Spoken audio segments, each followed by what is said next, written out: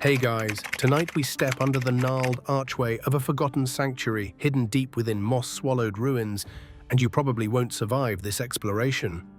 So before you get comfortable, take a moment to like the video and subscribe, but only if you genuinely enjoy what I do here. Feel free to post your location and local time in the comments. Now take a seat, have a warm cup of tea, and let's ease into tonight's journey together. You trudge forward and boots sinking into damp earth as vines part reluctantly around weathered stone. The air is thick with the scent of wet limestone and decaying foliage, each breath tasting of ancient secrets. Sunlight filters through shattered roof tiles, scattering golden beams that dance on carved reliefs of long-forgotten deities. Your heart pounds in your ears, matching the distant drip of water, echoing through the corridors like a slow, relentless heartbeat. With every cautious step, you feel watched by eyes that once belonged to silent sentinels, etched into every crumbling pillar. A gust of wind stirs fallen leaves at your feet, and for a heartbeat, you swear those leaves swirl into distorted shapes. You remind yourself it's just the breeze, yet your skin prickles as shadows lean and stretch across vaulted ceilings. Each echo, each whisper of movement twists reality until the sanctuary seems alive, breathing around you. You reach out fingertips, brushing cold rock etched with unfamiliar glyphs. Their contours are sharp enough to draw blood if you press too hard. But you trace them anyway, trying to unlock the first thread of this place's story. Your torchlight reveals more engravings, a procession of hooded figures carrying bowls of shimmering liquid visions that pulse with silent energy. You pause, eyes widening, as the patterns seem to shift beneath the flame's glow. A low hum vibrates through the chamber floor, as if the stone itself hums in resonance with those cryptic symbols.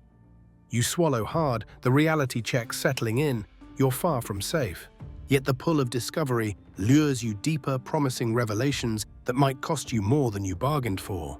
Each footstep echoes off vaulted arches, the sound growing hollow and cavernous until the walls themselves seem to swallow your presence.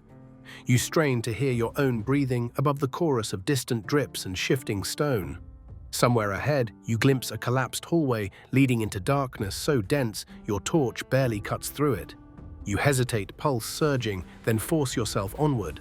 The sanctuary's heartbeat quickens with you matching your uncertain rhythm as you venture deeper into its ancient embrace. A sudden crack echoes behind you, fallen masonry, or perhaps something more sinister.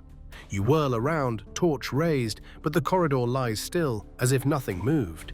Your grip tightens on the torch handle, knuckles whitening. You force a laugh, shaky and hollow. Just stone settling, you whisper to yourself, voice echoing unnaturally. But in your chest, fear swells, urging retreat even as curiosity roots you in place. The floor slopes downward, leading you past overturned altars and shattered pottery that once brimmed with ritual offerings. You pause to examine a fragment of glazed ceramic, its swirl of cobalt and jade paint still vivid despite centuries underground. You imagine pilgrims placing it on a pedestal, whispering prayers to unseen gods. Now it lies broken and abandoned, yet charged with the power of countless hopes and fears. You pocket a shard, a tangible connection to those who came before you, even as their voices linger in your mind. Moments stretch as you follow a narrow passage lined with columns carved into humanoid shapes. Their faces are obscured by hoods, expressions unreadable, arms outstretched as though forever beckoning. You brush past one statue, feeling the rough texture of eroded stone against your sleeve. A cold shiver crawls along your spine. You swear its empty eyes track your movement. You force yourself to step past, reminding yourself it's only rock. But somewhere deep inside, a warning whispers some stones refuse to stay silent. Finally, you emerge into a vast hall where sunlight barely reaches through collapsed walls. Pillars lie toppled, and a shallow pool reflects the sky in rippled silver. You set down your pack and crouch at the water's edge, just scooping a handful to drink. The liquid tastes mineral-rich and cool against your tongue, but as you swallow, you glimpse something flicker beneath the surface, an iridescent shape darting away. You lean closer, heart thundering, but see only the faint outline of a fish that shouldn't be here. Another reminder that this place defies rules of nature and time. With renewed resolve, you rise and step across cracked stone to a dais at the hall's center. There, etched in obsidian inlay, is a looming symbol, an eye within a spiraling sundial. It throbs with uncanny energy under your torchlight, drawing your gaze until vertigo threatens to overwhelm you. You press a trembling palm to the cool inlay and feel a surge of energy jolt through your arm. The earth beneath you hums in response, and for a moment reality wavers. You yank your hand away, stumbling back as the hum fades to silence. You gasp for breath, aware that you've crossed an unseen threshold. The symbol's glow dims, but you know it still watches, waiting for your next move. You straighten your shoulders, torch held high, and whisper to the silent hall, "All right, let's see what you've got." Dusk settles like a velvet cloak, and you pause at the threshold of a narrow corridor where the last shafts of sunlight die against cold stone. The air cools instantly, and your breath puffs out in pale clouds that vanish mid-air. A hush falls over the sanctuary, broken only by the drip of unseen water and the distant echo of someone chanting. You freeze, heart hammering, as soft syllables roll through the hallways like an underground river. You step forward, torch held low to avoid drawing attention, and the chanting grows clearer, hollow, resonant, as if it's coming from multiple voices speaking in unison. You follow the sound toes crunching over fine gravel, the light from your torch flickering across ancient glyphs carved into wall panels. Those symbols, once silent witnesses, now seem animated by the chant's rhythm. You glance back toward the open hall, but its ruined pillars stand empty, and the shallow pool lies still under a veil of shadow. With each step, the chanting pulses against your chest, and you realize it's chanting in a cadence, rather than a language you recognize. The syllables rise and fall with a hypnotic quality, tugging at the edges of your consciousness. You strain to understand, but every attempt to pass meaning dissolves into the echo of your own racing heartbeat. You grit your teeth, reminding yourself that you're not here to solve some ghostly hymn, you're here to survive, to document, to escape. Eventually, the corridor bends sharply, and you round the corner to find a vaulted chamber lit by flickering wall sconces that spring to life as if summoned by the chanting itself. Shadows dance along the vaulted ceiling, elongating the carved reliefs of hooded figures into grotesque shapes that writhe in the dim light. You swallow hard and edge closer, studying the altar at the chamber's center. It's hewn from a single slab of onyx, its surface slick and dark as blood. Strewn atop it are brittle remnants of what might once have been offerings, blackened feathers, cracked bowls, and a single white candle that burns with an impossible blue flame. You crouch at the chamber's entrance and realize the chanting is emanating from beneath the floor. A grated opening envelops the far end of the room, and when you press your ear to the iron bars, the cadence becomes almost deafening. It reverberates up through the soles of your boots, shaking your bones and rattling your senses. You lean in closer, curious, despite the warning bells clanging inside your mind. Below the grate, you glimpse a flickering fire and shadowy shapes pacing in a circular formation. Their chanting is synchronized voices merging into one low hum that seems to resonate with the very fabric of the sanctuary.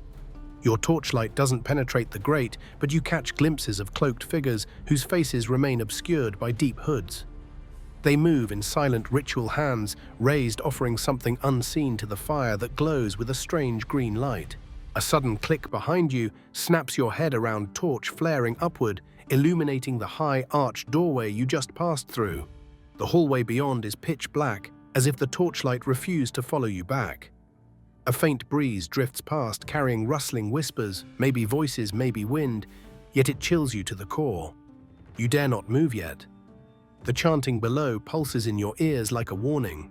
Summoning courage, you set the torch in a bracket near the grate and kneel to study the chamber floor. You trace the concentric circles carved into the onyx slab, each ring filled with symbols that twist like vines. They spiral inward toward a central depression where a small round bowl once sat, now absent. The chant's rhythm feels tied to those rings, as if every intonation activates a hidden mechanism buried beneath centuries of dust. You stand and retrieve a jagged piece of the cobalt-painted pottery you collected earlier, weighing it in your palm. Maybe you can use it to prise open the grate to see beyond the fire and the chanting. The closer you get, the more the sound torments your senses. You grip the shard, tight knuckles whitening, and press it against the metal bars. The edge bites into rusted iron, but the grate shifts only a millimeter. The chant swells a collective crescendo that rings in your ears like a warning horn. A sharp crack reverberates through the onyx floor, an echo that rivals the chanting. You leap back, torch swinging wildly, and the blue-flamed candle atop the altar flickers violently. Shadows leap across the walls, and the chanting intensifies faster now, as though disturbed. You try to steady your breathing, feeling the walls constrict around you, like the closing jaws of some stone beast. Then abruptly, silence crashes down. The chanting stops mid-syllable, leaving you in a vacuum where only your ragged breaths echo. The chamber feels empty, dormant, yet your senses scream that the ritual hasn't ended, but merely paused. Your fingertips tremble as you lower the torch to eye level, searching the grate. The green fire below has died, and in its place, smoke coils upward, curling like spectral fingers. Those hooded figures are gone. You force your legs to move, stepping toward the grate. The smoke swirls, but offers no path downward. A single circle of glyphs near the grate's edge glows faintly, as if awakened by your presence. You crouch, tracing the glowing symbols with your fingertip. They hum softly, a residual echo of the chant, and you feel a gentle vibration wash up through your hand into your arm. A gust of wind suddenly blasts through a broken window behind you, snuffing out the blue flame and plunging the chamber into near darkness. Your heart leaps into your throat as the stone ceiling groans, dust raining down in fine motes. You spin around, torch raised, but nothing has changed. No figures returning, no chanting resuming. Only the faint glow around the glyphs remains. You exhale slowly, forcing calm. You tell yourself that you're witnessing a failed ritual, that the sanctuary's guardians abandoned this floor centuries ago. Still, your instincts nag some doors close, only to open again, and tonight you're the intruder testing those thresholds. You pull out your notebook, flick your pen's cap off, and scribble. Chamber of chanting hatch beneath floor glyphs, glow when chanting stops. It feels foolish writing notes in a place that defies reason, but documenting patterns is the only way to make sense of this chaos. With renewed focus, you search the chamber walls for a lever or latch, anything mechanical. Behind a toppled sconce, you find a small bronze tab protruding from a seam in the onyx. Your pulse surges as you realize this could be the trigger for the hatch. You place your palm over the chanting glyph's faint glow, letting the residual vibration calm your nerves, then reach for the tab. You press down, nothing. You tug harder and hear a soft click from beneath the grate. The vibration intensifies momentarily, then stops. The glyph's glow fades and the grate's bars shift sideways, creating enough space to rasp the shard through. The smoke dissipates, revealing an empty pit where the chanting fire once burned. A thrill of triumph pulses through you. You lean over, peering into the darkness below. The grate's opening frames a black abyss, broken only by faint ripples of air that brush your face. Past the hatch, a steep stone stairway descends into deeper unknowns. You steady yourself torch high and whisper, "All right, patience paid off. Let's see where this goes." Your foot hovers at the edge, every instinct screaming to retreat. Yet the sanctuary's allure, the forbidden rhythm of its chanting, has lured you onward. You swallow hard, step forward, and drop into the darkness below, torchlight sputtering, but unwavering. You land on soggy moss and push yourself upright, torchlight flickering against a massive iron-bound door set into the rock. The heavy wood is etched with concentric circles that recall the onyx rings you traced in the chanting chamber. Your heart pounds as you press a shoulder into the warped door. Groaning hinges protest under centuries of neglect, echoing back like the sanctuary itself complains at your intrusion. A gap yawns between door and frame, and you shove again, teeth gritted against the rasping sound of metal on stone.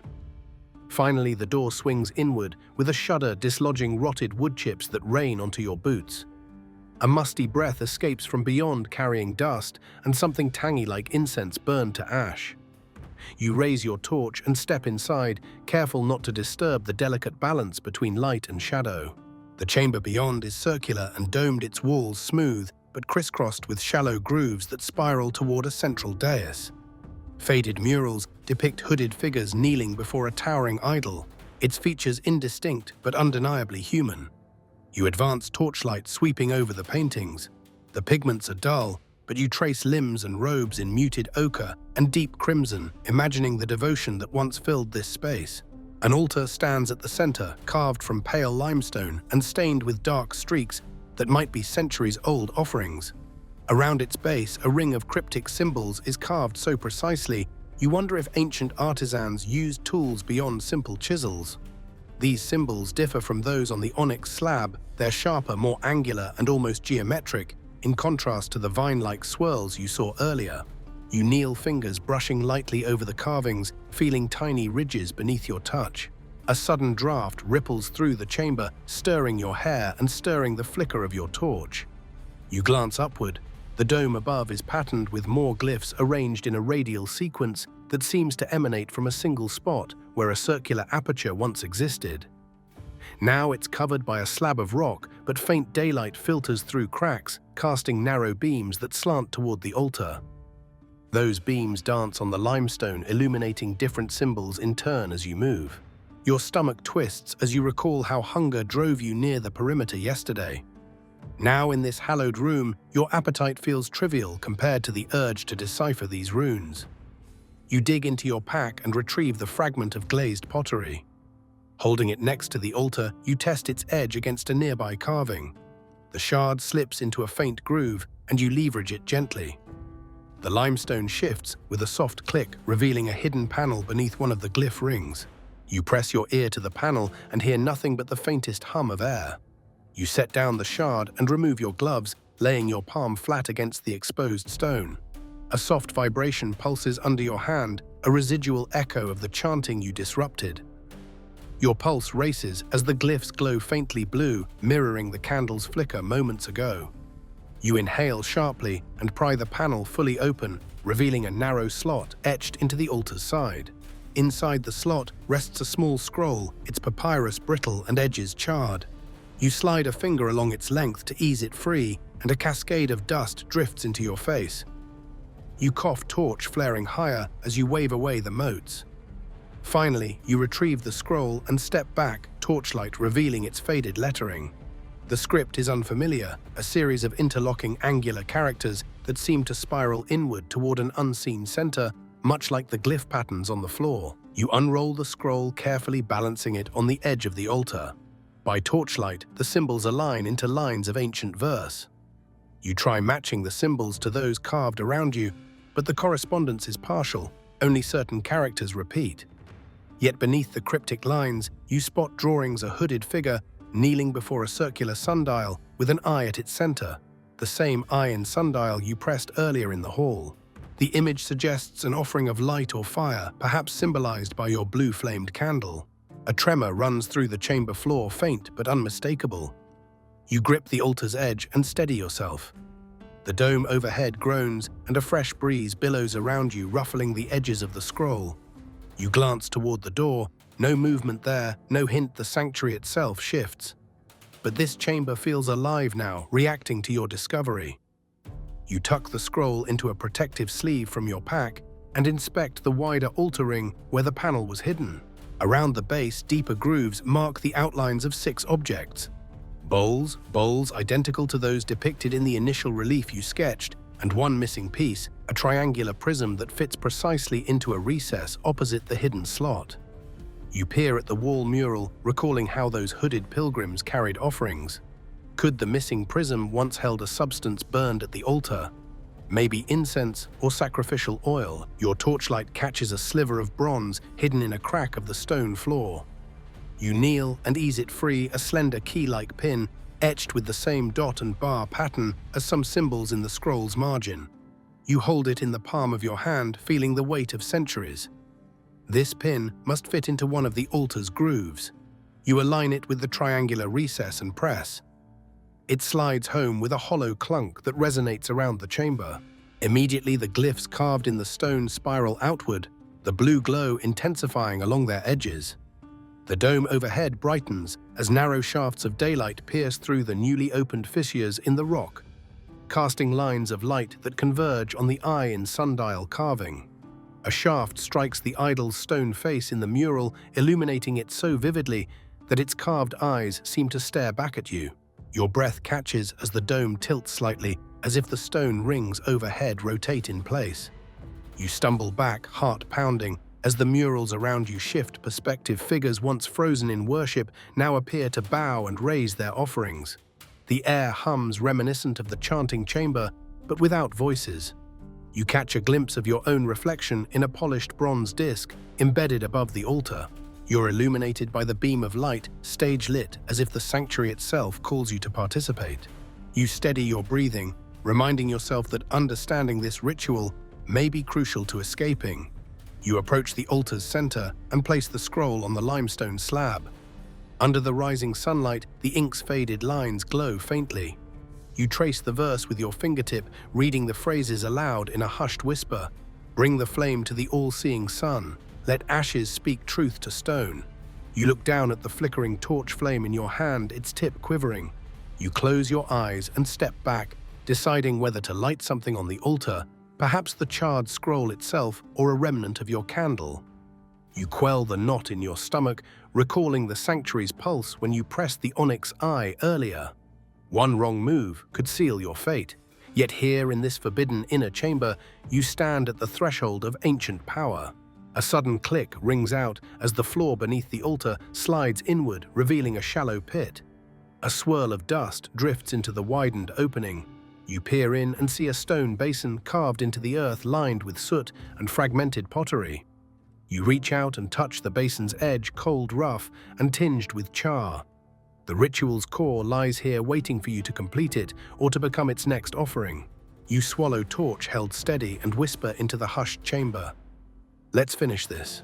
You edge toward the gaping pit beneath the altar, heart hammering against your ribs as the dust settles in lazy spirals around your boots. Below, a narrow stone stairway descends into blackness so absolute it feels like a void, swallowing every spark of light. You steady your torch overhead, the flame dancing wildly and casting elongated shadows that writhe along the rough-hewn steps. With one hand pressed against the damp wall for balance, you place your boot on the first step. The stone is slick with moisture and algae, forcing you to test each foothold before trusting your weight to it. As you descend, the air grows cooler and more stagnant, carrying a faint tang of earth and something acrid, burnt embers, or perhaps ancient incense distilled down to its elemental bitterness. Each breath tastes of age and secrets buried long ago. Your flashlight joins the torch's glow, revealing drips of water, tracing paths down the walls in glistening rivulets. You pause at a bend to wipe condensation from the torch handle, the sound echoing back like a slow drumbeat of anticipation. The stairwell opens into a long tunnel, carved directly through bedrock. The walls bear the scars of crude chisels, uneven grooves that hint at hurried labor or desperate escape. Moss clings to fractures and small tufts of lichen thrive where stray light filters in from unseen cracks overhead. A low hum vibrates through the stone underfoot, as though the sanctuary's heartbeat has followed you here louder now with each footstep. You press forward, toes scuffing against loose pebbles that tumble into the pitch black beyond. The tunnel narrows, forcing you to turn sideways at one point, brushing rough rock against your shoulder. The hump of your pack catches on protruding shale, and you pause to adjust straps so the load rests squarely on your hips. Pushing onward, you notice faint glyphs etched high on the tunnel walls, scratches so old they're half erased by time. You lift the torch to read them, angular symbols similar to those around the onyx eye, but twisted into jagged forms that make your skin crawl. A trickle of water falls onto your head, surprising you. You jerk upward and feel a cold drip roll down your neck. Shining light above you, see a crack in the ceiling where droplets fall at regular intervals. Beneath a thin layer of moss carpets, the floor in a soft, spongy mat. You step aside, avoiding the slick stones, and your torch flickers as the flame hisses in response to a sudden gust like breath expelled from some unseen creature deep within the rock. The tunnel slopes downward more steeply, making you crouch to avoid scraping your head. Each bend reveals more carved grooves, spirals, concentric rings, and pinpricks where torches must once have burned. You suspect this passage was once a ceremonial approach meant to humble pilgrims as they neared the sanctuary's core. The thought gives you pause. If they walked this path in reverence, what trials did they face here? And if those trials remain, have you the strength to endure them? Your flashlight beam flicks over a low ledge hewn into the wall, just high enough to serve as a bench. You pause for a moment, one hand braced against the mossy wall, torchlight reflecting off moisture-laden stones. Your chest heaves as you wrestle with adrenaline and exhaustion. You reach into your pack, withdrawing a small ration bar and half a bottle of water. The cold liquid is a relief as it slides down your throat and the bar's crumbs fall into your palm like golden sand. You chew slowly, savoring the solid taste of sustenance. You glance back down the stairs, the turbocharged hum in the stone fading behind you, reminding you that the sanctuary's depths remain alive, watching. You wrap the water bottle and bar back in plastic, tucking them carefully into your pack. Slung over your shoulder, your pack's weight serves as an anchor to reality, grounding you in this world, even as the sanctuary's pulse quickens around you. You take a steadying breath and push off the ledge torch, raised and flashlight beam, cutting through the darkness ahead. After a few more downward steps, you enter a junction where 3 tunnels converge, each framed by worn stone jambs. The passage straight ahead is wide and low-ceilinged. To the left, a narrow opening barely big enough for a hunched person. To the right, a corridor that slopes upward, disappearing into shadow. Your instincts twinge. Left feels ominous, right feels like the way back, and straight ahead feels deliberate. You trace a finger along the sulfur-stained lintel above the center tunnel and brush off loose dust. The glyphs there form a pattern of interlocking triangles reminiscent of the prisms you placed on the altar. Could this path lead to the sanctuary's heart, or is it a trap designed to funnel trespassers into something worse? You weigh your options and choose straight ahead, reminding yourself that the missing prism you placed must correspond to some final chamber. You take a cautious step into the tunnel's maw, the confinement pressing in on all sides. Your torchlight swings, illuminating fluted walls carved with geometric precision, triangles nested within circles, eyes set at their centers. The air grows thick and breathing feels like inhaling dust shaken loose from bones long dead. Suddenly, your torch flares wildly, as if gusting wind courses through the passage. You flinch and wave the flame until it steadies, but now the triangle-eye glyph ahead glows faintly red. A tremor jolts the floor, causing loose stones to dance across the ground.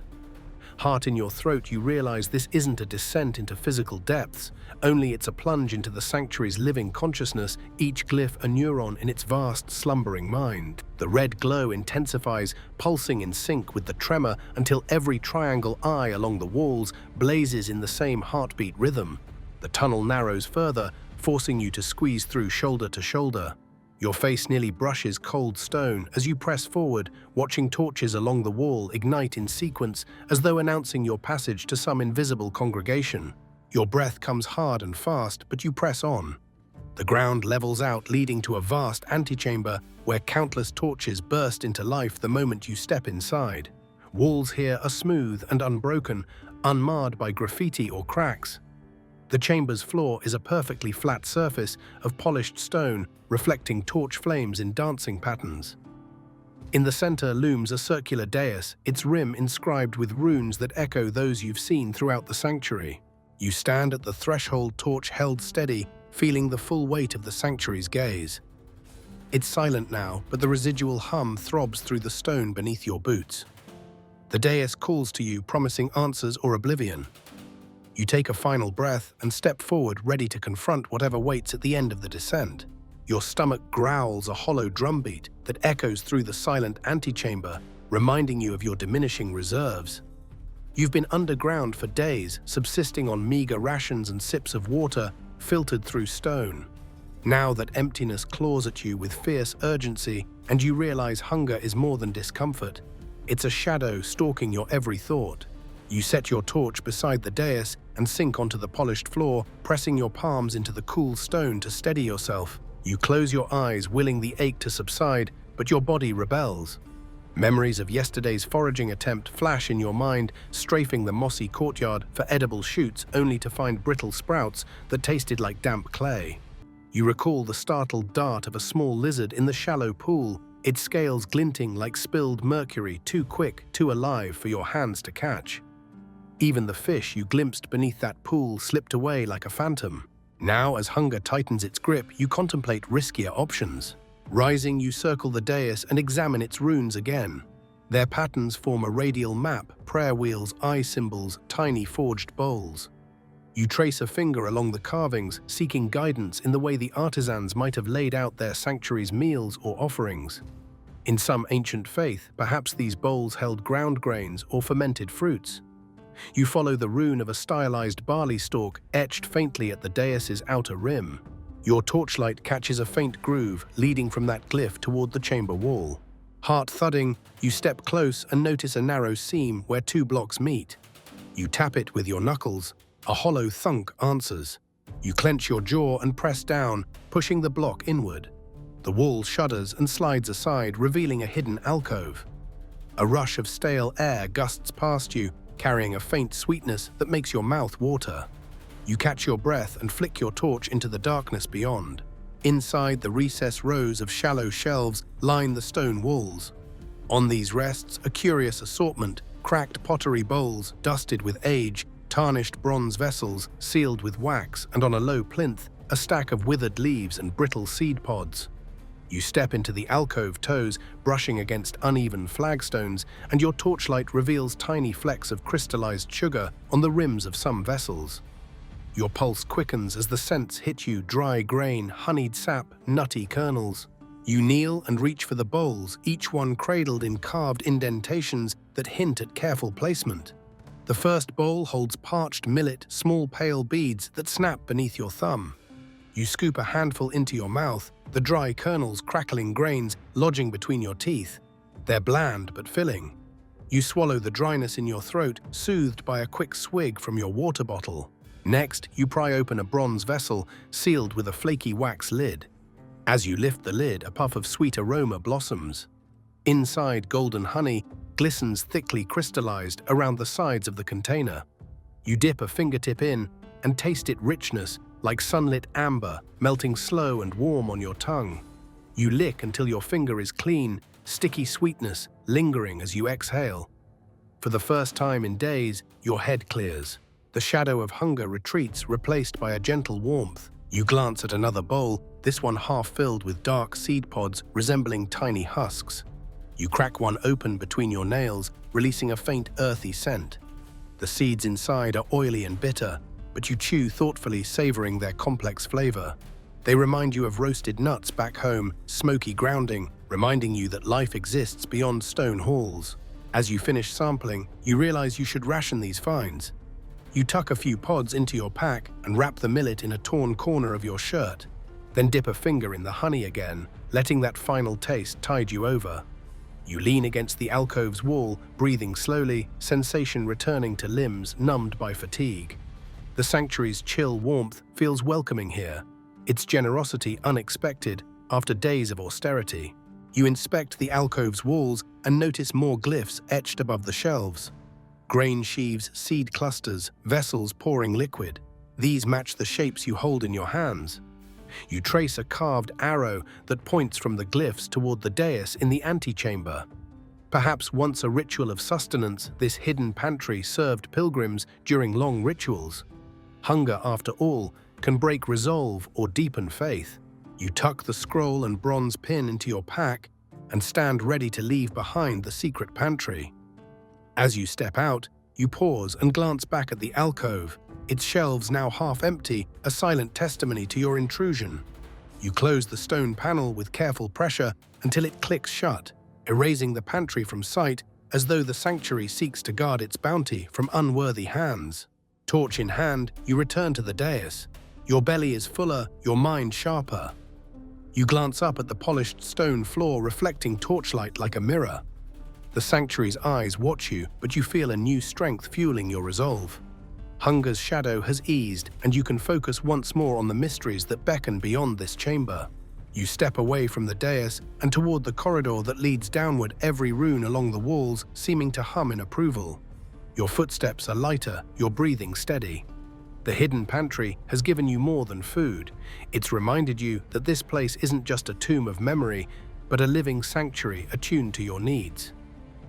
With renewed energy, you press onward, torchlight, carving a swath through darkness, ready to unravel the sanctuary's secrets one by one. You pause at the tunnel's end, where it opens into a vast hall. torchlight revealing rows of towering statues carved from the same pale limestone as the altar you left behind. Each effigy stands sentinel against the far wall, hooded and inscrutable arms folded tight across gaunt chests. Their surfaces are mottled with moss and lichen, giving them an almost organic quality, as though stone flesh has grown wild over millennia. You step forward, every sense alert, and a whisper of movement behind you sends a jolt of adrenaline through your veins.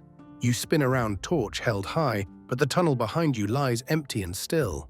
When you face the statues again, one of them seems to lean slightly forward, its hooded head tilting to the side. Your breath catches in your throat.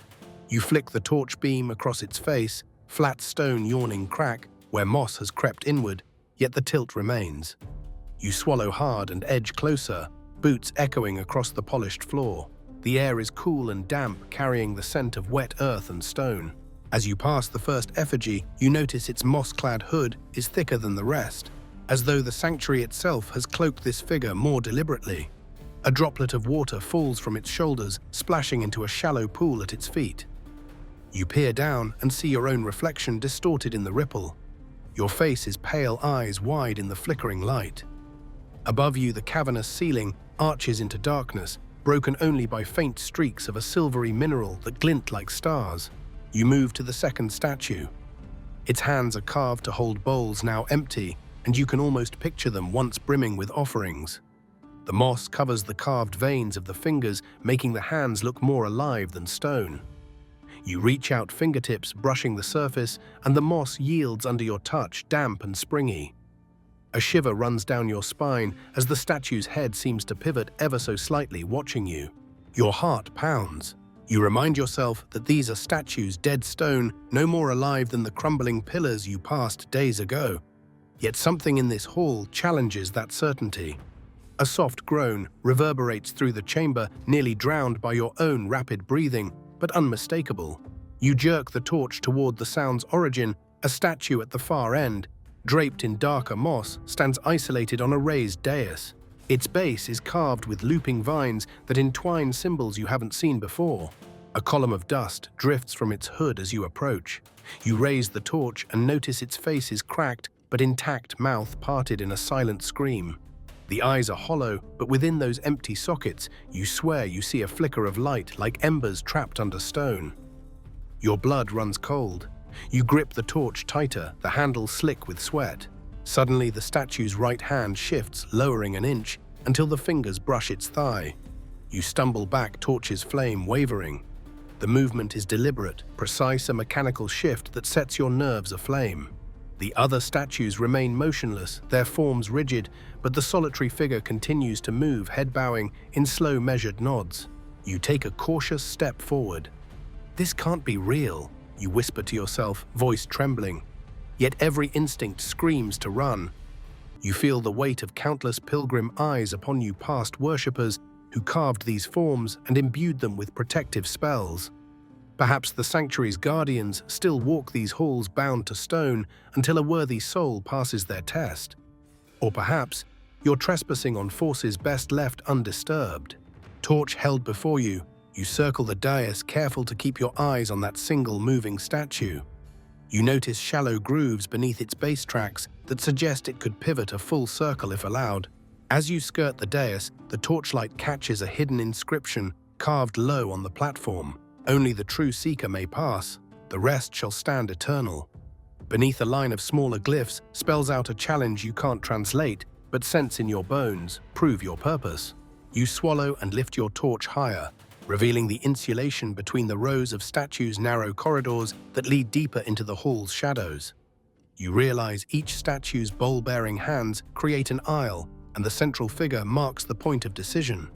You could try evading these living sentinels by slipping through a gap, but there's no guarantee they won't trap you. Instead, you recall the bronze pin and scroll in your pack tokens of the ritual you unlocked below. Perhaps they serve as keys here too. Your fingers brush the scroll's protective sleeve. You pull it free and unfold it, the ancient verse glowing faintly in torchlight. "Bring the flame to the ever-watchful eye." Below the drawing of the eye in sundial appears again, surrounded by bowls and hooded figures. You glance around at the statues, Many hold carved bowls meant for offerings of flame. You realize you must use your torch to light those bowls or risk awakening wrath instead of passage. You set the scroll atop the raised dais and take a moment to steady your breathing. The moving statue's head lifts, eyes cast downward, as if observing your next step. Torch in hand, you approach the nearest effigy with its empty bowl. You crouch low, careful not to encroach on its attention, and kindle a small flame under the bowl's interior rim. As the flame takes hold, you see the moss inside smolder and curl away from the fire, revealing clean stone beneath. The statue's hand shifts again, this time more rapidly, lifting slightly, then returning to its original position. You stand and step to the next figure, repeating the process, lighting the bowl, watching the moss burn back to bare stone. Each time you do, the hall grows warmer, the air richer with smoky incense scent. The flickering flames dance across the statues, illuminating carvings you hadn't noticed before, eyes set into bared hemlocks, gnarled roots coiled at gaunt feet. With each bowl lit, the moving statue's motion accelerates, no longer a slow nod, but a full sweeping turn of its head as though greeting you. You light the fourth bowl, then the fifth, heart pounding with a mix of fear and exhilaration. Shadows leap and twist, and you catch glimpses of faded murals between the statues' depictions of seekers, bringing torches into darkness, flames igniting hidden paths. You step to the final statue closest to the moving sentinel. Its bowl is larger and deeper, carved with concentric rings that echo the onyx eye's design. You brace your torch, inhale, and place the flame into the bowl's center. Sparks fly molten moss, sizzling away. The flame bursts into a tall, steady torchlight, illuminating the moving statue's face as it completes a full rotation, now looking directly at you. Silence falls abruptly. The hum of the sanctuary, the distant drip of water, even your own breathing fades into nothingness. Only the orange glow of the 6 lit bowls cuts through the darkness. You stand at the dais's edge, torch lowered, waiting for what comes next. Then, in a low, resonant voice that seems to emanate from the stone itself, a single phrase echoes through the hall. Purpose fulfilled. The words reverberate, and the moving statue steps down from its dais, stooped, silent, and now with no moss. Its eyes carved yet strangely vivid lock onto yours. It bows once deep and deliberate, then turns and leads a procession down a narrow side passage that has opened along the east wall. Your breath catches. The path beyond is cloaked in darkness, but the torchlight from the statues spills into it. You realize the sanctuary has deemed you worthy to follow its guardian deeper into its heart. You glance back at the row of silent effigies, now watchful witnesses to your passage. You gather your torch and the scroll, stepping forward to join the guardian's trail. The statues' bowls flicker luminous beacons, lighting your way, and you follow every step, echoing determination through the sanctuary's living halls. You emerge into a torchlit chamber where the air feels thick with anticipation, as though you've stepped into the sanctuary's very heartbeat. The moving statue, your silent guide, stands before a low stone table carved with bowls of varying sizes. In the dim light, you see rows of small niches lining the walls, each holding withered offerings, charred flowers, cracked shells, and skeletal bird wings that rattle like dry bones in the breeze. The table's surface is marked with concentric rings identical to those you traced earlier, and in its center sits a single flickering candle, its flame refusing to burn blue this time. Your guide inclines its head as if granting permission. You swallow and set your scroll atop the table's rim, the brittle papyrus quivering under your torch's glow. You place the bronze pin next to it, organized between the bowls in the order you discovered them in the inner chamber. The statue remains motionless, its hollow eyes fixed on your every movement. You glance around and spy a small bronze ladle hanging from a hook on the wall. Curiosity urges you to lift it. You suspect it once served to pour libations. You reach for the ladle with a trembling hand. It's surprisingly warm to the touch, as if it's been heated by hidden flames. You dip its bowl into a cracked vessel at the table's edge, drawing up a thick amber liquid that smells faintly of resin and spice. The statue shifts its stance, a subtle nod that urges you onward. Kneeling, you pour the amber liquid into the largest bowl on the table. The viscous fluid coils in slow spirals, catching torchlight like molten gold. You feel the guide's gaze stone and unblinking evaluate your offering. You rise and step to the next bowl, smaller and engraved with the eye and sundial motif. You refill the ladle this time, adding a drop of the honey you salvaged from the secret pantry, letting it swirl above the amber. A soft hiss escapes as the two liquids mingle, filling the chamber with a heady aroma. Your guide's head tilts higher now, and you sense approval. You move along to the other bowls each time, adding a piece of your ration parched millet powdered seed husks, even a few crushed petals ripped from a wilted bloom in your pack. Each ingredient awakens a low vibration in the floor beneath you, resonating through your boots and rising to your spine. When the final bowl is laden, you step back and raise your torch higher. The flickering flame dances across the offerings, illuminating the guide's bowed form. You wait, breath held, as the amber liquid begins to bubble and steam. Then, without warning, the candle in the center guttered out, plunging half the chamber into shadow. Your torchlight wavered, and the guide's form seemed to grow taller, the shadows elongating across the walls. A deep rumble reverberated as the bowl's contents glowed softly, first amber, then golden, then white-hot embers that flared and then dimmed to a steady glow. You lean forward, entranced as filaments of light rise from each bowl, twisting into sinewy strands that coil in mid-air. Those strands stretch toward the guide, weaving around its limbs like radiant vines, binding it to the offerings and the sanctuary's will.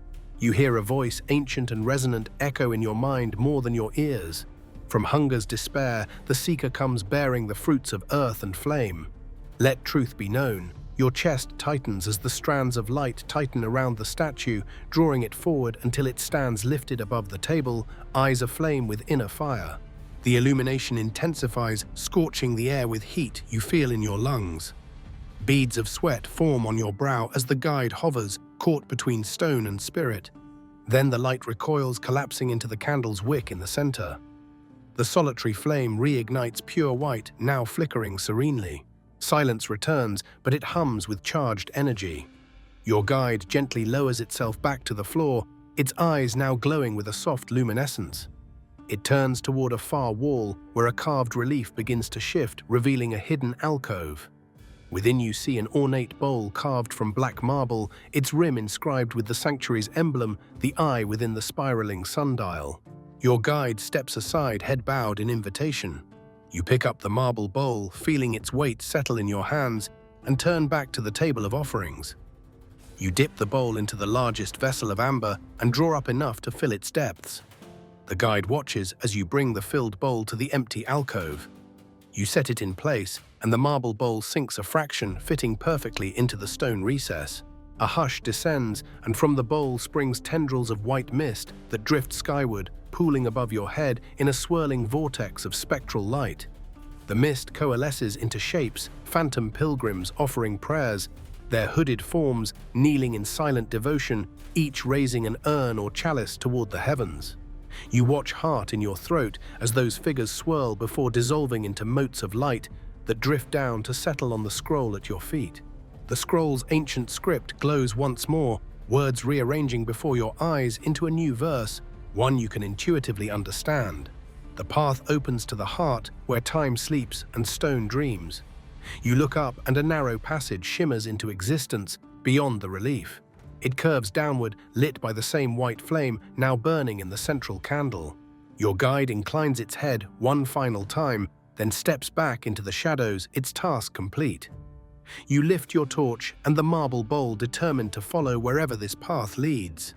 Hunger no longer haunts you. You carry the sanctuary's offerings in your hands and its blessing in your veins. With steady breath, you step into the passage, the white flame lighting your way into deeper sanctum realms. The passage slopes gently downward, and you find yourself in a narrow corridor whose walls gleam with streaks of crystalline mineral quartz veins that catch your torchlight and scatter prismatic shards across the floor. Each step crunches like fine glass underfoot, and you pause to relish the echo, a soft chime that rings through the tunnel like distant bells. The white flame's steady glow contrasts the flickering torch, casting twin shadows that dance along the walls. You follow the corridor's curve until it opens into a domed vault, where the air is cooler and stiller, as though time itself pauses here. Stalactites hang overhead, dripping water into tiny obsidian basins embedded in the floor. Between those basins, the ground is littered with smooth, river-worn stones, each no larger than your palm, carved with simple symbols, lines, dots, and spirals. You step lightly, careful not to disturb the sacred pattern. They form a spiral that seems to emanate from the center of the vault. In the vault's center stands a stone plinth, topped by a shallow circular depression. Around the plinth's base, etched runes swirl like wind-blown sand. You recall the wind motif in the verse where time sleeps and stone dreams. This place feels like a nexus where past and future converge. You kneel beside the plinth, placing the marble bowl within the central depression. The bowl fits perfectly, its rim flush with the plinth's surface. The moment the bowl settles, the obsidian basins around you tremble and glow with pale luminescence. Water drips from above in rhythmic cadence, each drop sending ripples across the basin's surface. The ripples form patterns, tiny concentric circles that expand outward, intersecting until the entire floor seems alive with shifting geometry. You rise mesmerized as the crystalline walls pulse in time with the dripping waterlight refracting in waves that move like living mosaics. A low hum rises from the plinth, vibrating through your boots and up your spine. You press your palm against the marble bowl, feeling warmth seep into your glove. The bowl's contents, amber honey elixir, respond, glowing softly as if stirred by unseen currents. The hum swells, and you realize it's a voice speaking without words, a resonance of memory embedded in the stone. Images flash in your mind, pilgrims kneeling before the bowl, their chants weaving through quartz-veined halls. The sanctuary's heart pulsing with life, time overlaying itself until past and present merge. You see yourself there, a seeker guided by stone and ritual. The sensation is intoxicating and vertiginous, urging you to surrender to the vision. You struggle to focus, torch and bowl in hand, as the vault's walls begin to shift imperceptibly. Quartz veins rearrange, closing one exit and opening another, a narrow arch leading deeper into darkness. The stalactites above glow faintly, casting pale blue shimmer across the floor's spiral of riverstones. You step toward the new arch, compelled by the sanctuary's call. Before passing through, you take one last look at the vault. The patterns in the basins have stilled their ripples, merging into a single still surface, reflecting the white flame's glow. You sense that this chamber records and remembers every offering, every footstep, every breath. With a steadying breath, you tighten your grip on the bowl and step under the archway, leaving the domed vault and its echoes of time behind. Your torchlight and the white flame guide you into the narrow passage beyond. The air grows warmer again, comforting as if welcoming you deeper into the sanctuary's embrace. Each footstep reverberates with purpose, and you feel the sanctuary's pulse aligning with your own. Ahead, darkness beckons, but you answer with unwavering resolve, torch aloft, and bowl clasped, ready to unlock whatever rests at the heart of this ancient place. You emerge from the quartz-lined passage into a cavern twice the size of any chamber, before its ceiling lost in shadow. The white flame's glow dances off walls mottled with lichen, revealing faded frescoes of pilgrims in threadbare robes, their eyes rendered with unsettling realism. You lift your torch higher, and in the wavering light you sense movement at the cavern's far edge, shapes drifting between stalagmites like silent worshippers. Your breath catches. The hush is so absolute, you can hear the blood rushing in your ears. Then, faintly at first, you catch it, a whisper drifting through the gloom. "This way." The voice is breath-soft female, tinged with longing. You glance around, torch sweeping over the cavern floor. No one's there. You step forward, drawing the flame in an arc, and the whisper repeats, closer now, "Over here." Your pulse quickens. You know this sanctuary records every sound, every prayer, and replays them for seekers. Like you, echoes of those who came before, trapped in memory. You steel yourself, reminding yourself not to follow blindly. You follow the voice to the left, torchlight, revealing a narrow niche carved into rough stone. Inside, a small offering bowl sits empty on a ledge. You crouch, heart hammering, and beside the bowl find a torn scrap of cloth, thin, faded, smelling of damp moss. You lift it with trembling fingers and feel its threadbare edge whisper against your palm. The voice sighs, a soft, mournful exhale that brushes your ear. "Give me warmth." You drop the cloth, retreating as if burned. The flame sputters, and for a heartbeat you fear it will go out.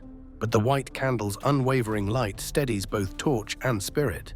A second voice emerges from deeper darkness, this one male urgent. "Not there, you'll freeze. Come closer."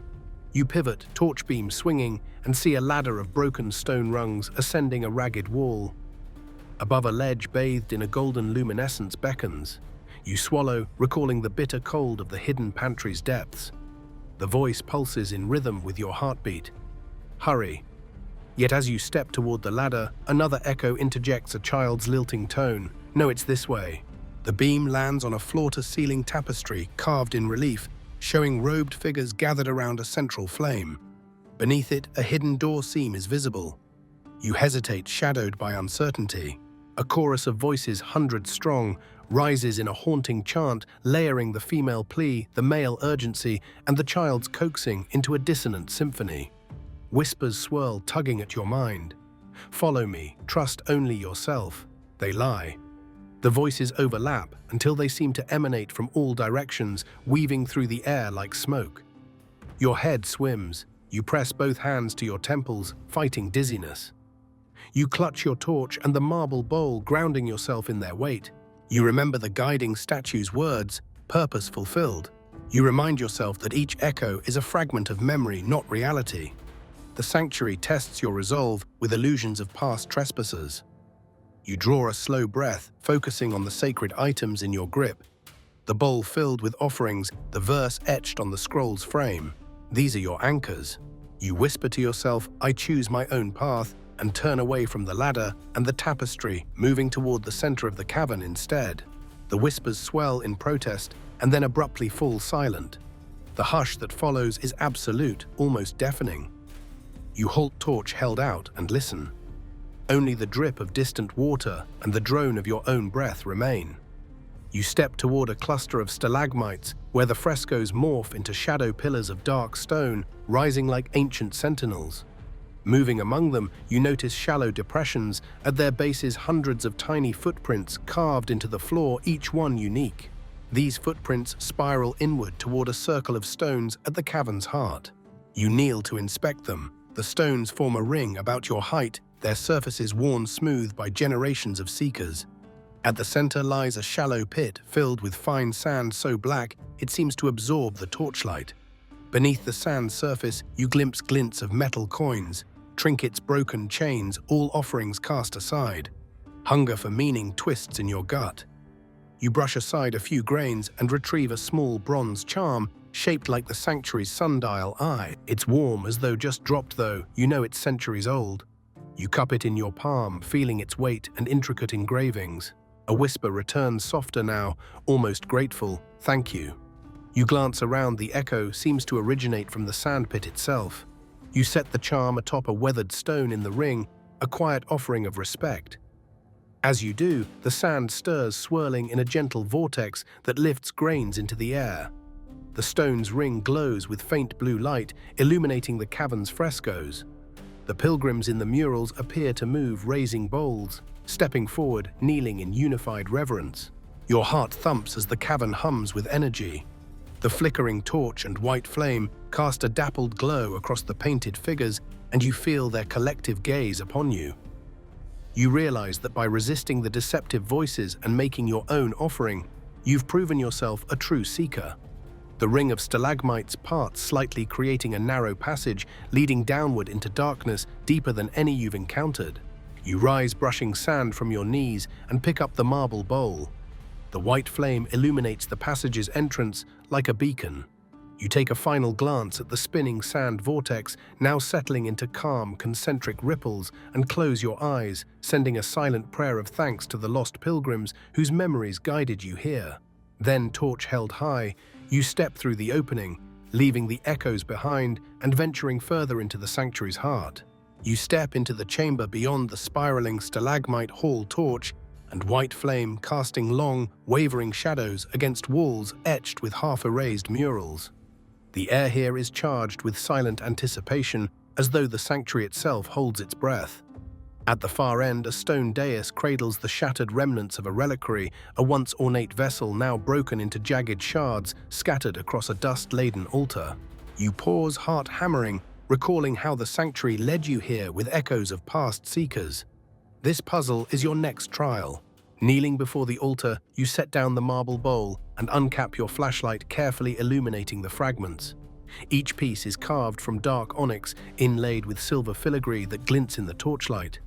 You recognize the eye in sundial motif stamped on several shards, its concentric rings recalled from the onyx slab in the chanting chamber.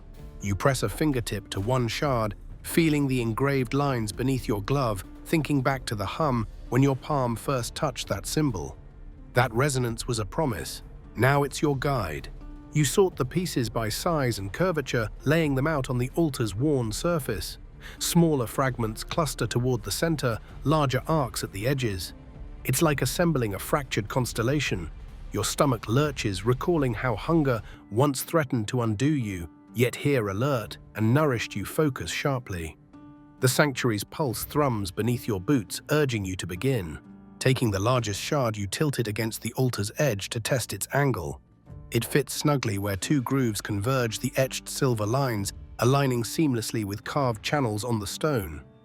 A soft click resonates, and you freeze, torch raised, as the altar vibrates with a low rumble. You exhale relieved and press on, fitting the next shard into place.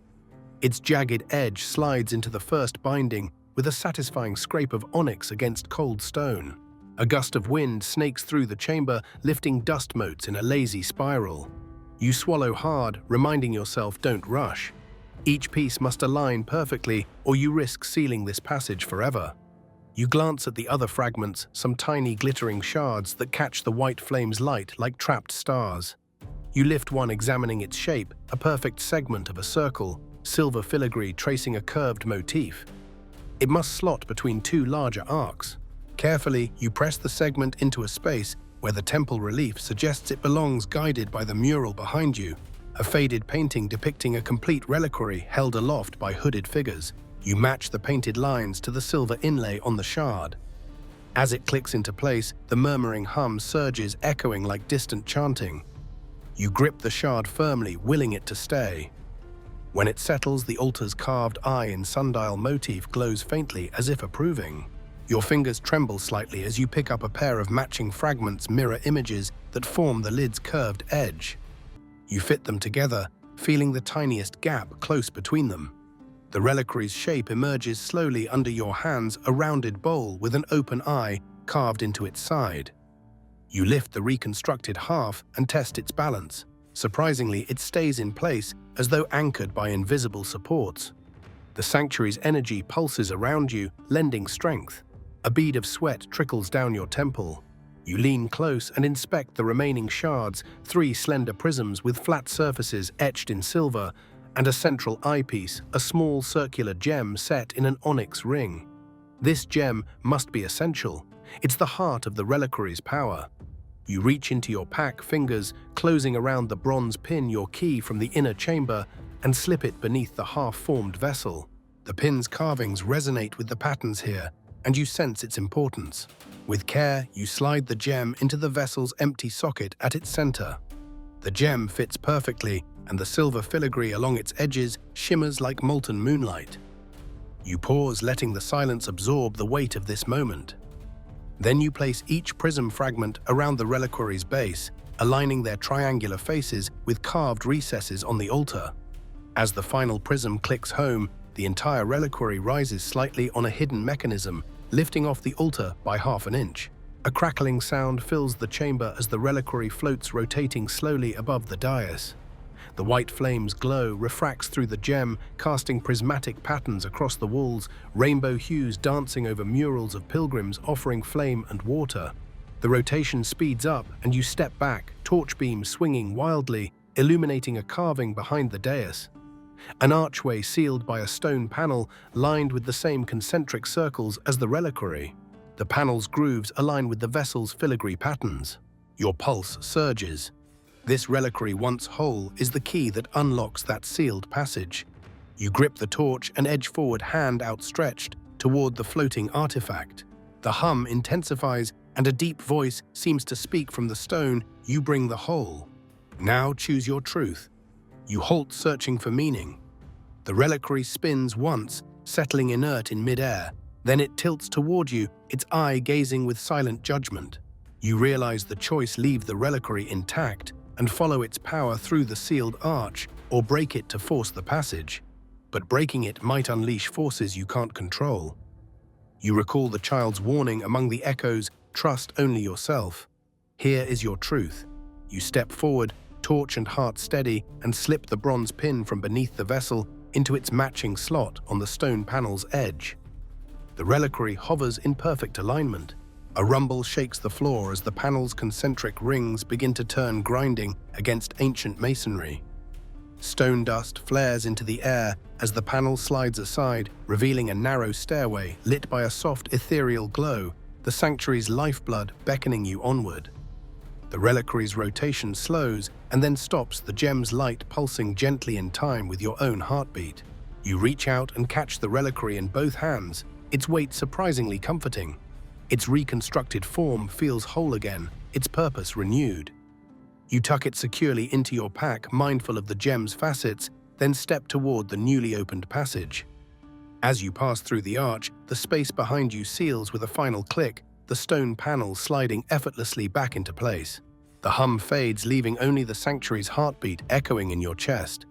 You glance back at where the reliquary once hovered, a silent testament to the power of reconstruction and sacrifice. Ahead, steps descend into soft luminosity. Torch in hand and reliquary secured, you descend, each footfall echoing purpose and promise through the heart of the ancient sanctuary. You emerge into a vast sunken courtyard where shattered columns lean like broken sentinels under a cavernous skylight choked with creeping vines. The white flame's glow mingles with pale daylight filtering through moss-veiled gaps overhead, casting mottled patterns on flagstones slick with centuries of rainwater. Your torch and reliquary tucked safely in your pack, you pause at the courtyard's entrance. The air here feels charged, every wall, every fallen pillar humming with ancient memory. You step forward, boots splashing through shallow pools that mirror the skeletal arches above. Faded murals on the column bases depict pilgrims planting seeds in cracked earth, their hands cupped to the sky as if coaxing life from stone. You follow those painted footsteps to a central pool fringed with black marble.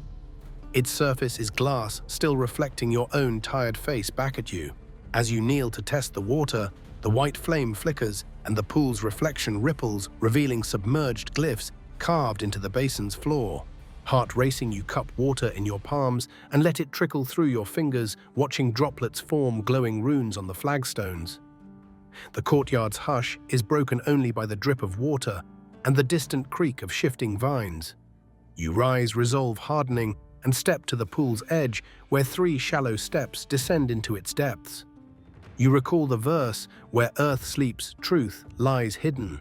Perhaps the sanctuary's final truth lies beneath these reflective waters. You remove boots and wade in chilled water rising to mid-calf. Each step echoes softly against submerged stone.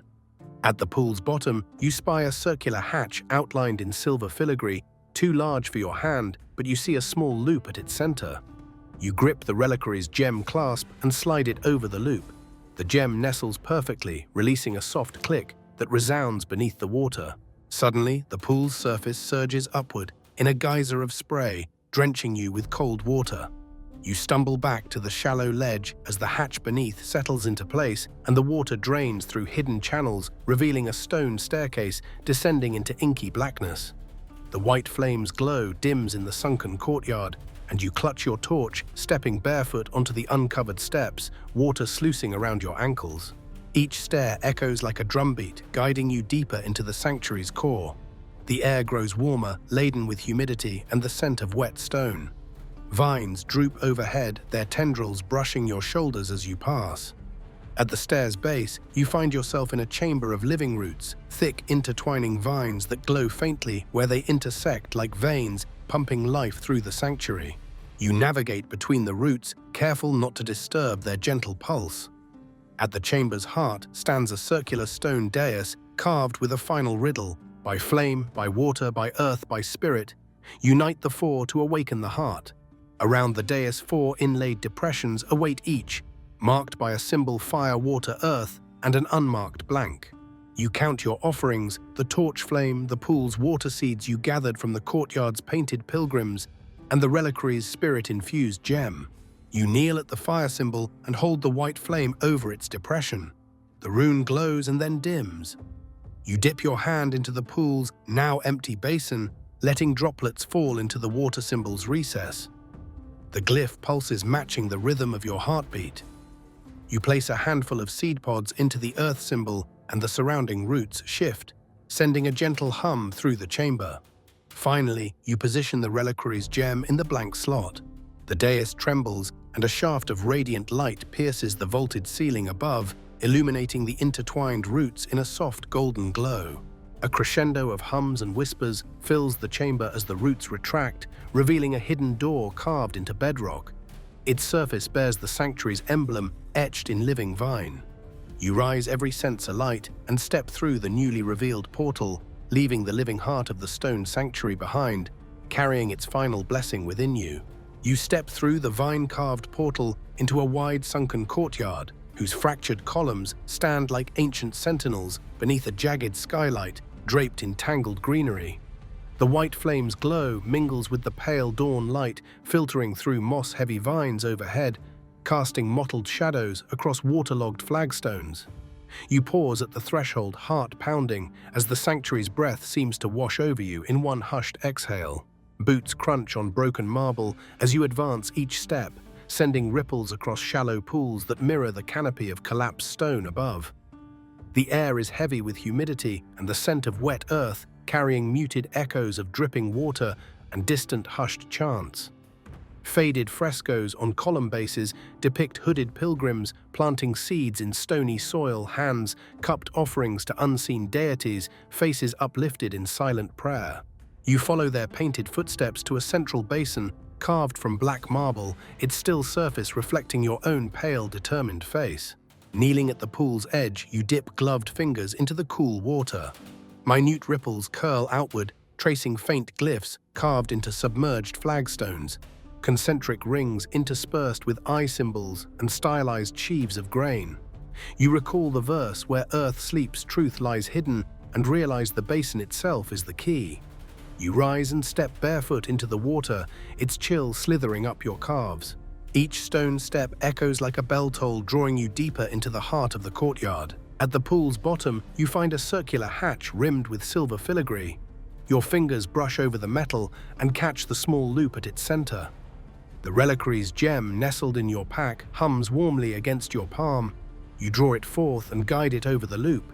It clicks home, the fit so perfect it feels preordained.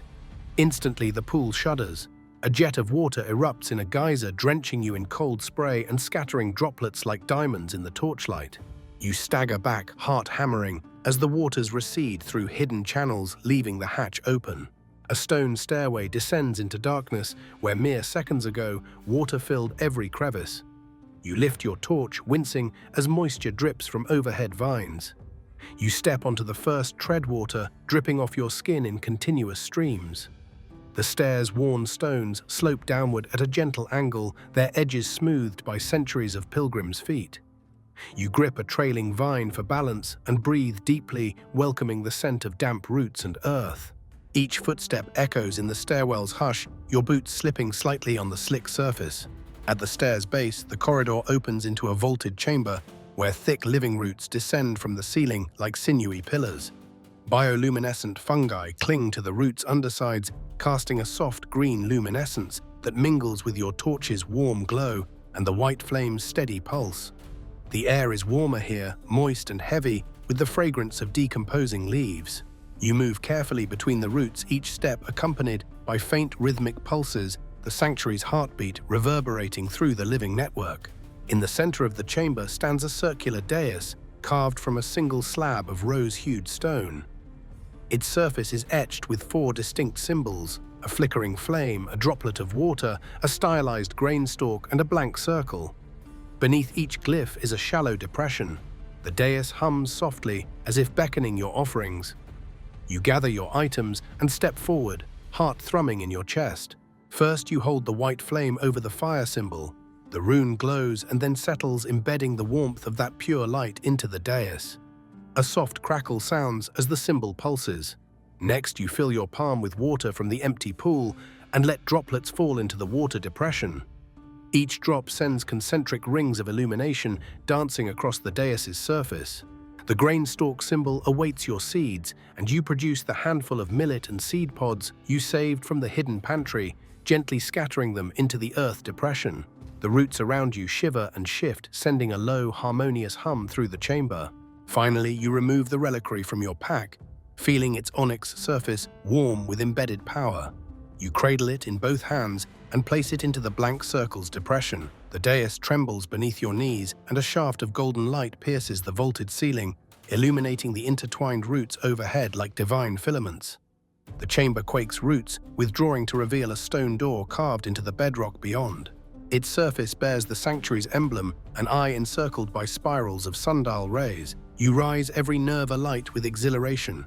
Your bare feet press against the carved dais, warm stone that seems to pulse in time with your heart. You step toward the newly revealed door, touching the living vine motifs animated in relief. As your fingers graze the carved emblem, the door swings inward on silent hinges, revealing a narrow passage shrouded in spectral light. Torches embedded in wall sconces ignite as you advance, their flames blue-white and steady. You feel the sanctuary's approval guiding you onward. Before entering, you pause to survey the sunken courtyard. One last time, collapsed pillars draped in vines, the black marble pool, now empty, silent frescoes bearing witness to your passage. You close your eyes, sending a silent prayer of gratitude to the stone guardians and lost pilgrims whose rituals endured here. With torch and reliquary in hand, you step through the portal. The stone door closes softly behind you, sealing the sunken courtyard's mysteries in whispered echoes. Ahead, the passage slopes gently upward, bathed in ethereal light, promising the sanctuary's final chamber. You rise to your feet, shoulders squared, and follow the corridor's gentle incline, every footfall ringing with purpose. You step through the softly glowing corridor, the reliquary's weight a comforting presence against your hip, and emerge into a vast chamber where torchlight mingles with an otherworldly luminescence. The ceiling arches high above you in darkness, broken only by drifting motes of light that pulse like distant stars. At the room's center stands a solitary figure carved from alabaster, a guardian whose form is both imposing and elegant, wings unfurled as if mid-descent. Its eyes, inlaid with the same gem as your reliquary, fix upon you with an unblinking gaze that sends a thrill of awe and trepidation coursing through your veins. Your footsteps echo on the polished stone floor, and the guardian shifts wings, rustling in silence. You stop at the threshold, torch held aloft, watching as its marble lips part in a soundless exhalation that stirs the ambient light. You feel the sanctuary's pulse intensify around you, urging you forward, yet warning you to proceed with caution. You swallow, recalling every ritual, every offering that brought you here, and muster your courage to advance. As you draw closer, the guardian's expression seems to soften, its carved features coalescing into something almost alive. You raise your torch higher, revealing runes etched into its wings, symbols of protection and judgment that glow faintly under the white flame's radiance. The reliquary's gem pulses in response, a rhythmic heartbeat that echoes the guardian's silent pulse. You sense this is the final test, neither puzzle nor trap, but a confrontation of will and purpose. Stepping to within arm's length, you feel the temperature drop, a cool breeze swirling at your ankles, even though no draft stirs the air. You force yourself to lock eyes with those gemstone orbs, as though meeting the gaze of the sanctuary itself. In a voice that resonates in your mind rather than your ears, the guardian speaks, "Seeker, you have navigated darkness and temptation, united flame and water, earth and spirit. Now prove the truth of your heart." The words echo in your skull, vibrating against your bones. You hesitate, heart pounding, searching for a truth to offer. You recall waking each morning in this sanctuary's depths, hungry, scared, but driven by curiosity and the hope of survival. You recall the voices that tried to mislead you, the deceptive whispers that tested your resolve. You recall lighting statues, bowls, piecing together the reliquary, feeding the ancient verse into living chambers. Every step was guided by purpose. You inhale deeply and answer voice steady despite the roar in your ears. I came seeking understanding to honor those who came before and to bring their story to light. Silence follows pregnant and heavy. The guardian's wings spread wider, casting great shadows that ripple across the chamber walls. The motes of light gather clustering around its head like a halo. You feel the ground tremor beneath your feet as the guardian lowers itself to kneel, its alabaster knee chipping faintly under the weight. Dust drifts in the half-light, and for a moment you think you hear distant chanting, a soft chorus of ancient pilgrims praising the seeker who dared to walk their path. Then the guardian extends a marble hand palm upward, and a shaft of warm light descends into its palm. Swirling within is a golden motes of energy that shimmer like liquid sunlight. You realize it's an offering, its own sacrifice of blessing and acknowledgement of your worth. You step forward, torch in one hand, and place your reliquary into the guardian's outstretched palm. The gem's glow intensifies, merging with the golden light until both item and guardian pulse as one. A soft hum fills the chamber, and the guardian's form begins to transform, its alabaster wings unfurl, fully dissolving into tendrils of light that weave through the alcoves and along the vaulted ceiling. Its stone face softens the rigid features, melting into a serene smile. The gem in its palm rises spinning like a miniature sun before dissolving into a shower of sparks that drift toward you. You step back, arms raised to catch the glowing embers. They settle upon your shoulders, chest, and upturned face, infusing you with warmth that seeps into every fiber of your being. You close your eyes as the sparks fade, feeling the sanctuary's blessing settle in your heart. When you open them again, the guardian's form has receded into the chamber's stonework, its hollowed sockets now empty niches. In place of its presence, you notice a doorway carved into the far wall, framed by concentric rings identical to every trial you've passed. Fire, water, earth, spirit. A low hum issues from beyond, promising the final chamber's revelation. Your torch flickers softly as you gather your reliquary from the floor, its gem now dim but still warm. You feel changed, humbled, empowered, connected to every pilgrim whose essence lingers in these halls.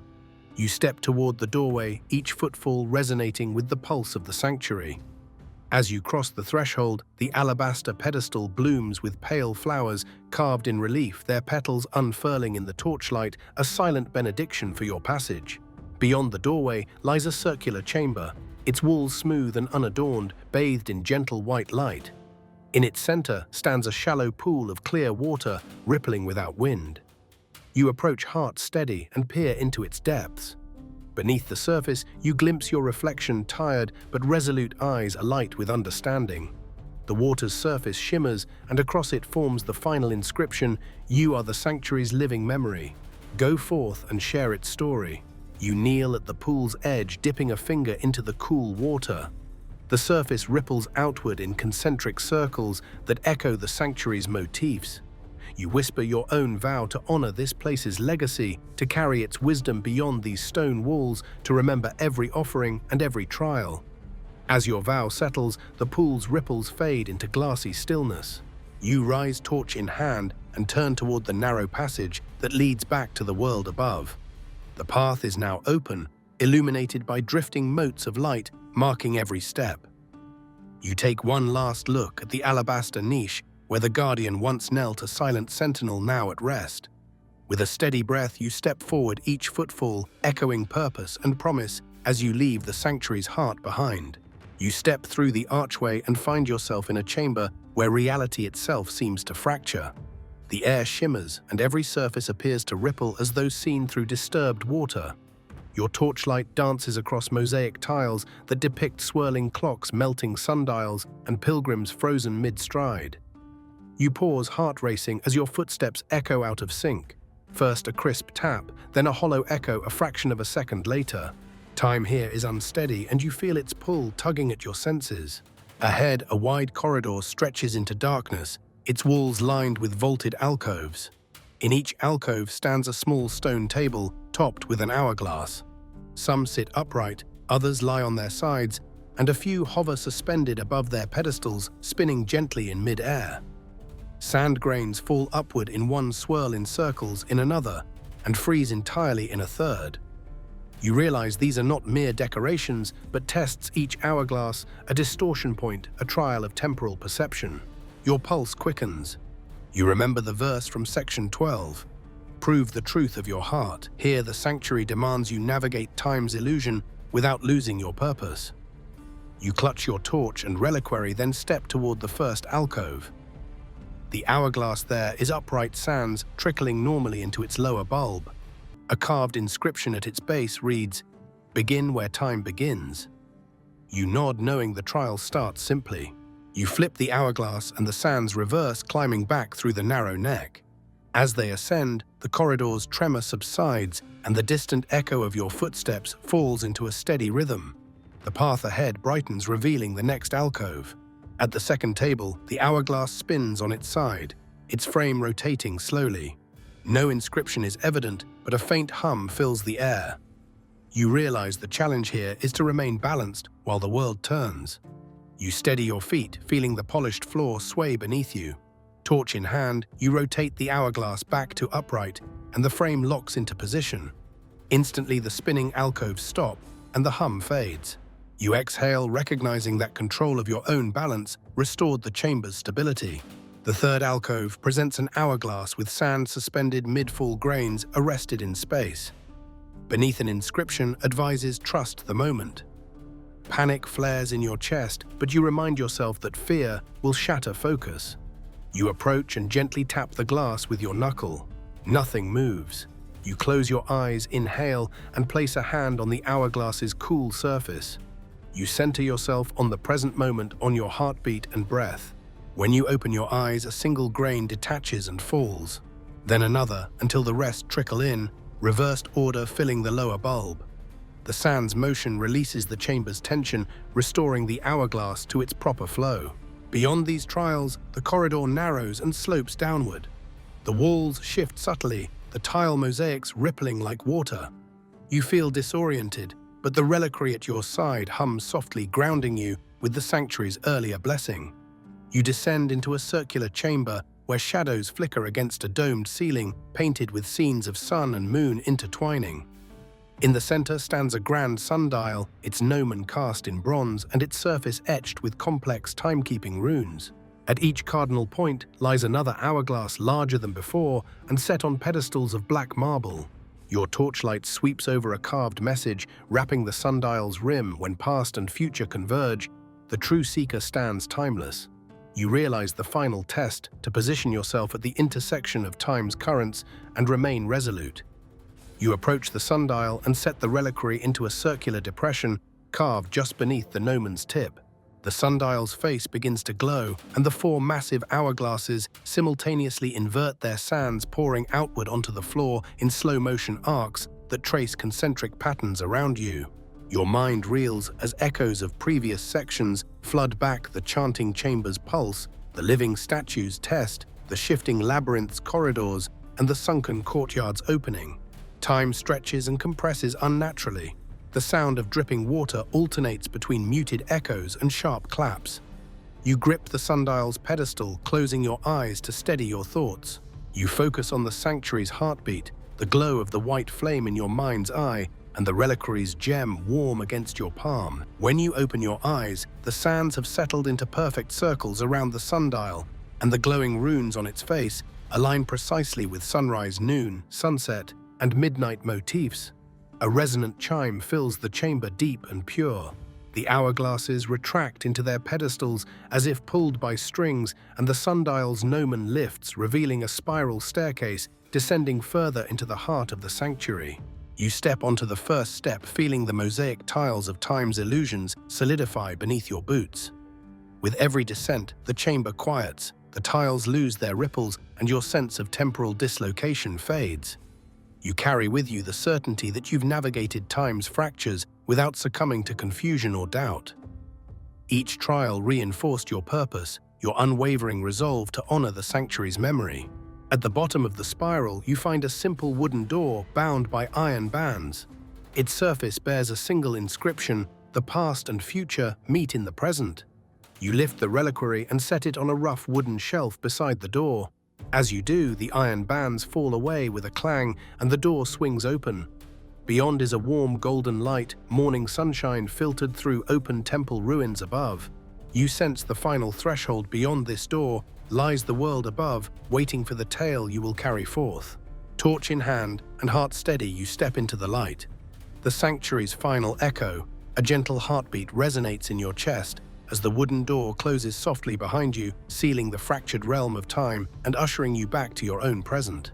You step into a vaulted chamber whose walls converge toward a massive stone archway carved with swirling glyphs and looping runes. Torchlight dances across its surface, illuminating an engraved inscription in the center. Only the truth you carry can unseal the path. Speak it and the gate will open. Your heart races as you approach, toes brushing against a raised threshold etched with concentric circles. The archway itself is sealed by a door of solid obsidian, its surface smooth and cool, reflecting your flickering torch in distorted waves. You pause on the threshold, fingering the inscription's words. The truth you carry. What does the sanctuary ask of you? You think back to every offering, every test you survived, the chanting chamber's cryptic hum, the statue's living judgment, the hidden pantry's sustenance, the vaulted vault of quartz, the deceptive echoes in the stalagmite hall, the sunken courtyard's final lock, the alabaster guardian's plea, and the spiraling trials of time. Each trial demanded honesty with the sanctuary and yourself. Now, at the final gate's riddle, you realize that the sanctuary seeks the one truth you've discovered. Above all, you are its living memory, its seeker, its story bearer. You step forward, hand hovering over the obsidian door. Beneath your palm, the stone is unnaturally warm, alive with lingering energy. You recall the final inscription in the alabaster chamber. You are the sanctuary's living memory. Go forth and share its story. That truth rings clear in your mind. Your purpose among the stone pillars and flickering flames was never merely survival, but bearing witness. You inhale, steadying your breath, and speak into the hush. I carry the sanctuary's story. A low rumble shakes the chamber as the glyphs around the archway glow with pale blue light. Runes spiral outward from the center, weaving across the obsidian door like living tendrils. The gate's surface ripples as if liquid, then parts at the seam with a soft whoosh, sliding aside to reveal a narrow passage bathed in dawn's golden light. You see the first glimpse of sky beyond pale blue, washed with peach hues, the sanctuary's moss-laden arch framing the world above. Before stepping through, you crouch to examine the threshold's concentric circles. Each ring bears symbols from previous trials: an eye in sundial, a flame torch, water droplet grain, stalk quartz, spiral living vine, alabaster wing, and 4 hourglass motifs. They now glow faintly as though acknowledging your passage. You touch each in turn, feeling the faint warmth of ancient magic receding from the sanctuary into your palm. The final ring bears your own footprints etched into the stone, your presence immortalized among pilgrims past and future. You rise, heart swelling, with a mix of triumph and reverence, and step onto the threshold. The passage beyond slopes gently upward walls, narrowing until you emerge into a sunlit ruin, vines parting at your touch. Moss-clad columns stand like ancient sentinels beneath an open sky streaked with morning light. A gentle breeze stirs the creepers overhead, carrying the scent of damp earth and wildflowers. You shield your eyes from the sun's brightness, blinking as the world of stone transforms into the world of life. Behind you, the obsidian door closes silently, sealing the sanctuary's depths once more. You stand at the lip of a broken arch, high above a forest canopy that stretches to the horizon. Ruined steps descend into a courtyard, overrun by moss and fern, but the path you forged, etched in your memory, awaits a future seeker, guided by your tale. You press a hand to the cool stone of the archway, imprinting your palm on its surface, and feel a faint pulse, the sanctuary's final farewell. You take a deep breath of fresh air, letting the morning light warm your face. In your pack rests the scroll's fragments, the bronze pin, the marble bowl, the reliquary, and countless tokens of your journey. Each holds a piece of the sanctuary's secret and your own resolve intertwined. You reach into your pocket and produce the last token, a small seed pod from the hidden pantry, its husk still faintly etched with rune patterns. You press it into the stone pillar beside the arch, a silent offering, ensuring the sanctuary's story lives beyond its walls. As you step down the mossy steps, birds call overhead in greeting, and the world above unfolds in vivid color. You feel the weight of every step as the sanctuary's heartbeat settles into your own. With torch extinguished and dawn at your back, you begin your descent toward the forest floor, carrying the story of 7 days in an ancient sanctuary, a tale of ritual reckoning and rebirth. You step onto the broken steps leading down from the archway, each footfall echoing against moss-clad stone. Morning sunlight filters through the vines above, casting dappled patterns that dance across your path. The air is crisp and carries the distant song of birdsong, a welcome contrast to the sanctuary's hushed chants and echoing corridors. Behind you, the obsidian gate remains sealed, the concentric glyph rings faintly glowing before fading into stillness. Ahead lies the forest floor, soft earth underfoot, but first you pause at the courtyard's edge to take in the scene. The sunken courtyard you first entered now appears serene, its once ominous pools reflecting the sky's pale blue. Broken pillars stand as ruined memories, their carved reliefs softened by time and green growth. You recall standing here on that first day, torchlight trembling in your hand, heart filled with uncertainty. Now, with the sanctuary's trials behind you, you feel a profound shift, an emergence from shadow into light.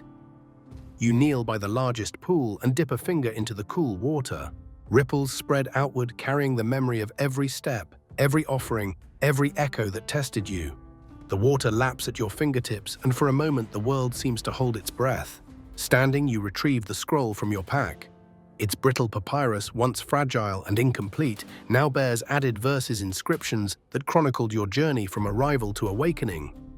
You unroll it carefully on a clean patch of flagstone, smoothing its edges with reverence. Under the morning sun, the ink's faded lines shimmer faintly, recounting the chanting chamber's hum, the living statue's judgment, the hidden pantry's sustenance, the quartz vault's temporal vision, the deceptive echoes of the stalagmite hall, the sunken courtyard's unveiling, the alabaster guardian's blessing, and the reliquary's restoration. Each verse is a testament to the sanctuary's living memory. And now yours too. You fold the scroll and tuck it into a weatherproof case, fastening it securely to your belt. The sanctuary's story is not yours alone. It belongs to every future seeker who might stand at that mossy threshold, curious and untested. You rise and brush stray leaves from your trousers, the sun's warmth against your back urging you onward. At the courtyard's periphery, you find the small seed pod you pressed into the pillar, a quiet reminder that even a single offering can alter the course of memory. You take it back into your pack, its runic husk, a talisman of growth and renewal. Before descending the final steps, you turn back to gaze at the sanctuary's archway, a perfect framing of vine and stone against sky. You place one hand upon the cool stone fingertips, brushing the carved glyph rings that mark every trial. You close your eyes and breathe deeply, feeling the sanctuary's heartbeat settle into your own chest. You sense its gratitude, a gentle pulse that resonates through the wall and into your palm.